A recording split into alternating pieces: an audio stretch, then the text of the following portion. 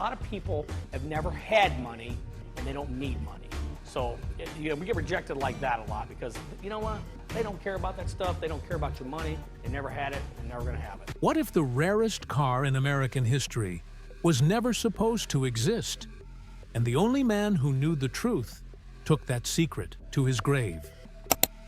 In the back corner of a cluttered garage, beneath a dusty tarp, a discovery was made so rare, so impossible, even the company that built it refuses to acknowledge it. No photos, no records, just silence. But the real story isn't the car. It's the man who kept it hidden, and the quiet, deliberate life he led to protect it. Was it a forgotten prototype? A hoax? Or something far more personal? What he left behind has sparked a mystery no one can solve. And the closer you look, the more the lines blur between myth and reality. Look at that dusty door, frozen in time. Frank Fritz wasn't just a collector. His garage was a vault of hidden history. But when he passed away on September 30th, 2024, something unimaginable was waiting inside. Investigators and estate attorneys stepped in, expecting vintage treasures. Instead, they stumbled on a car that official logs claim never existed. Why would Frank leave a handwritten message hinting this find would outlive all of us? The moment they cracked that door, the world shifted. Frank's fascination with the forgotten wasn't casual. His time on American Pickers made him the road warrior of relics. But even that didn't prepare anyone for his private mission. He wasn't chasing fame. From the very first moment on screen, you could see it. Not in flashy headlines or showbiz glitz, but in his voice when he found a muscle car half buried in weeds, or the way he lingered in some dusty Iowa barn. He wasn't buying cars, he was rescuing stories. That shift in tone, you could feel it every time a classic rumble broke the silence of neglect. He kept his most precious finds out of the public eye, hidden behind locked doors, tinkering alone, surrounded by grease and quiet wonder. Over the years, privately and deliberately, he built a collection that looked like a museum of American automotive soul. A sleek 1956 Chevrolet Bel Air, classic 1967 Ford Fairlane GT 390 restored brick by brick, and a fully optioned 1960 Cadillac Fleetwood, co-owned with Mike Wolfe.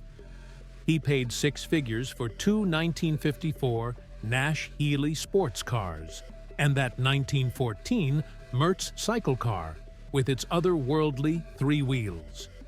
Then came his crown jewel, the 1947 Cisitalia Nuvolari Spider, a post-war Italian marvel valued at over $500,000. Every piece had a backstory Frank could reel off like a poem, describing cross-country hauls, barn finds, late-night online wins, and why each one deserved a second life. You might expect a showman to flaunt that kind of lineup. But Frank wasn't that guy. No velvet ropes, no Instagram hype, just a modest Iowa garage, dripping with authenticity. Friends say he'd disappear inside, sometimes for hours, cataloging parts, or just sitting quietly with his favorites. It was private, sacred even. In a world obsessed with likes and views, Frank trusted the past to speak softly. Yet in those final years, something shifted. As his presence on American Pickers faded around 2020, after back surgery and mounting health issues, his garage doors didn't reopen, neither to fans nor friends. He became increasingly isolated. Fewer calls, fewer visits, no more updates. Even his famed Savannah, Illinois shop slowed to a crawl. An inside source says the place is dead, with no restocking after his passing, and a legal estate dispute blocking memorial plans, including a hoped-for motorcycle ride in his honor. The isolation wasn't voluntary. It was shaped by a stroke in July 2022 that left him partially paralyzed, compounded by back surgery, Crohn's disease, pneumonia, and seizures. Yet Frank didn't stop collecting. He dispatched intermediaries, bought unseen, collecting as if each vehicle filled a missing piece of some secret puzzle. One of his last installments wasn't chrome or polarizing, it was unassuming. Faded paint, odd shape, no clear markings. He told a neighbor only, "It's older than you think," then locked it behind the garage door a year before his death. Why did he do this? What was he really hunting? Rumors began to swirl, whispered stories of a private dossier listing legendary prototypes, ghost racing machines lost to time, even a retired GM insider with untouched factory models from the 60s. No proof yet. But there were Frank's own final words to two old friends. "There's something in that garage that'll outlive all of us." And even more haunting, "If they ever open that garage without me, tell them I left everything behind." No one then realized how literal that would become. When the end finally came, it was whispered, not announced. No fanfare, no red carpet. Just a man gone quietly, doing what he loved, surrounded by relics only he truly understood. Estate courts sealed his property as probate launched, and those heavy metal doors stayed shut. Until the day they didn't. That morning, there was no ceremony, just an eerie hush. Police stood on a gravel driveway, hands on belts, trading unspoken looks. The estate attorney twisted a key in silence.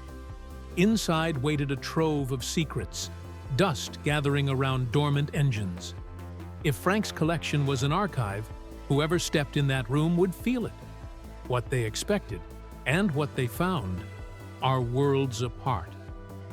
When the garage door groaned open, the cars fell into shadow like they were holding their breath.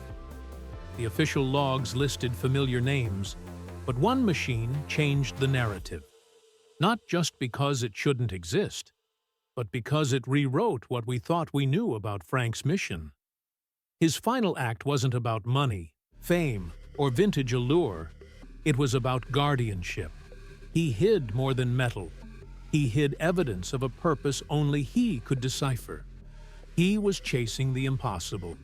And he caught it. And now, it's waiting, silent and monumental, inside that Iowa sanctuary. The steel shell of that garage looked ordinary from the street. A rusted frame with ivy creeping along the edges. A side door dented and silent for years. But when that main door creaked upward, inch by inch, dust poured out like a forgotten confession. And so did the weight of Frank's hidden legacy. 8 cars stood silently in tight ranks, some draped in tarps, others exposed but worn by time. That turquoise 1956 Bel Air sat near the front, its body faded but defiant. Beyond it, his prized 1967 Fairlane GT 390, the chrome-laden Cadillac Fleetwood tucked in the back, every car a testament to Frank's quiet devotion. But nothing prepared them for what waited at the rear, a vehicle no one could place. Covered with a grimy, oil-stained tarp, its shape was unconventional, low-slung, wildly curved, reeking of a prototype. An officer approached, peeled back the tarp, and the room changed. The car underneath looked like a Corvette, but not any model anyone recognized. Its lines were sharper, more aggressive than a Stingray. The front sat lower, the rear flared wider, and there was no VIN where it should be. Instead, a small brass plate remained, riveted to the firewall, etched with cryptic numbers that didn't match a single GM record. Whispers circulated. The attorney scribbled in his notepad. No one touched it. Everyone stared. A familiar shape masquerading as something impossible. What was this? On the distant garage wall, stained and dim, hung a yellowed scrap of paper taped above the workbench. The ink had bled, but the message remained clear. I left behind everything there. Frank. It felt deliberate, like a puzzle piece scattered in plain sight. As curiosity spiraled, a local mechanic, brought in to inspect, said the car resembled a 1963 Grand Sport Corvette. But something was off. Only 5 of those rare machines were ever built, all accounted for. Yet this one sat here, hidden under tarps, untouched by public eyes. Questions rippled through the group. How did Frank get it? Where did this ghostly Corvette come from? And why hadn't he ever shown it? Frank's private vault had just delivered its first enigma, but it wasn't the last. This wasn't merely about a long-lost gem. It was a dare, a riddle thrust to the world. Experts, skeptics, collectors, they all circled with bated breath. When that hidden Corvette emerged, nothing else in the garage felt familiar. Sure, fans had documented Frank's 1956 Bel Air, the GT 390, the twin 1954 Nash Healeys, and the Italian-crafted Cisitalia Spider. They'd seen photos, heard tales, even watched restorations. But this? It looked like a dark sibling of the Grand Sport.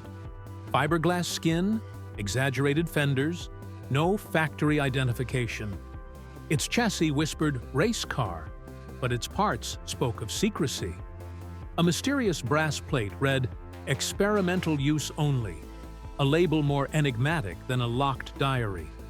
And Frank, who shared every other story, never breathed a word about this one, not in interviews, not on screen.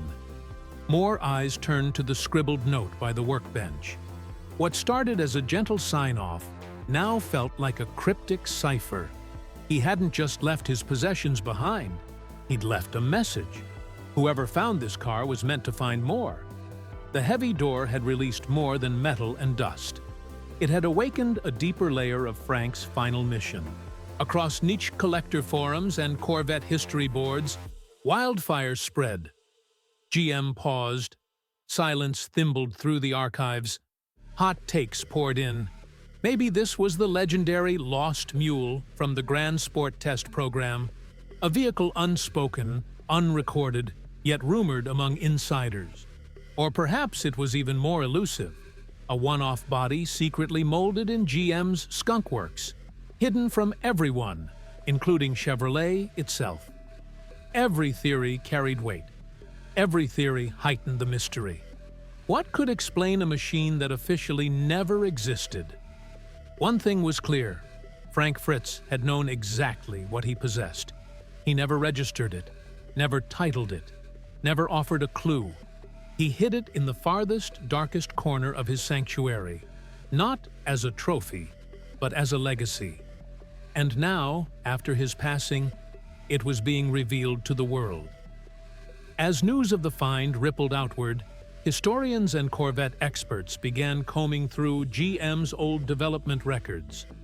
They scoured engineering drawings, took endless high-resolution photos of the car, examined welds, panel fitments, tool marks.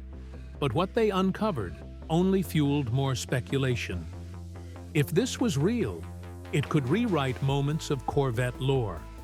If not, the craftsmanship still raised questions. This wasn't a garage-built replica. Every curve, every weld told of professional hands, someone who knew what they were doing. And there were rumors. One thread carried rumors that Frank had acquired the shell and parts from a former GM engineer in the early 2000s.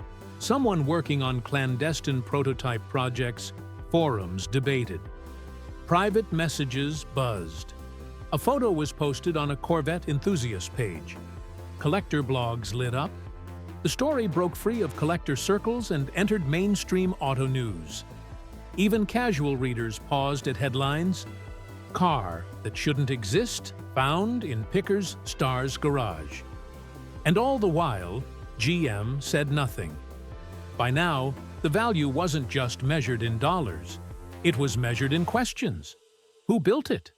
How did it slip through the cracks? Why did Frank keep it hidden? And perhaps the most chilling question, Did he mean for anyone to find it at all? In the final stretch of his life, Frank's wealth wasn't tied to market value.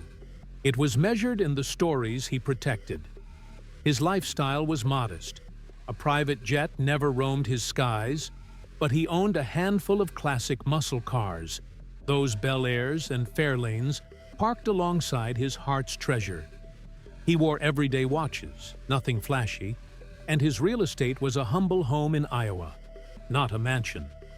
His true investments were in forgotten chassis and fiberglass legends, stored in dust and silence, insured quietly through standard hobbyist policies, not elite underwriters. His business moves were subtle.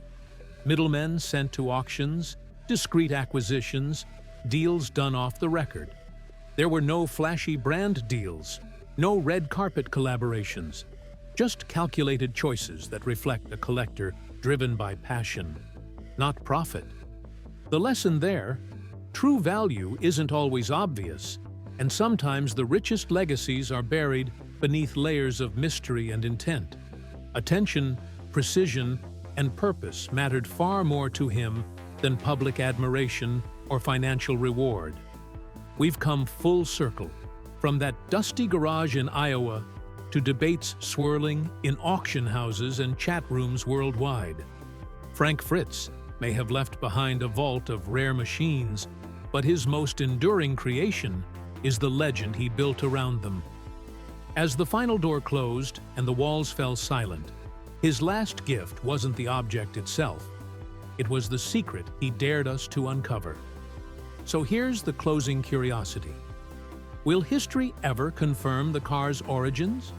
Will GM acknowledge it? Or will it remain a beautiful phantom forever? Frank's voice might be gone, but through that brass tag and unanswered questions, he's still speaking. And as long as we're willing to listen, the mystery isn't over. It's just beginning. Frank Fritz didn't just collect objects. He collected mysteries. And sometimes, the most valuable thing isn't what's found, but what's never explained. In the end, his final discovery wasn't just about a forgotten car. It was a mirror into a life lived off camera, where legacy meant leaving behind questions only time can answer. If this story moved you, drop a comment with your favorite Frank moment or theory about the car. Because trust me, we read every one. Tap that like button if you believe some treasures are meant to stay hidden, and subscribe if you're into stories that blur the line between legend and truth. We've got more deep dives coming, uncovered legacies, untold celebrity turns, and unexpected second acts you won't want to miss. Because sometimes the most unforgettable people aren't the ones who chase the spotlight. They're the ones who lit it, then quietly walked away.